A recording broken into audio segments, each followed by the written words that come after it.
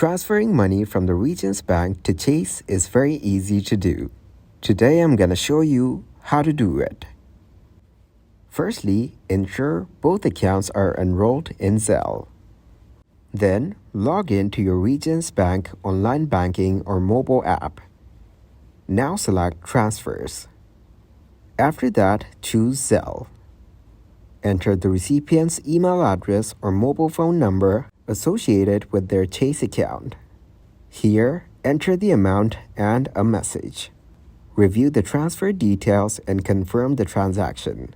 Before initiating any transfer, ensure the accuracy of the recipient's account information, including the account number and routing number.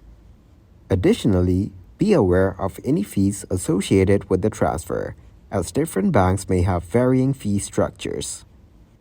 If you encounter any difficulties or have specific questions about the transfer process, it's recommended to contact the customer service of both Regions Bank and Chase for assistance.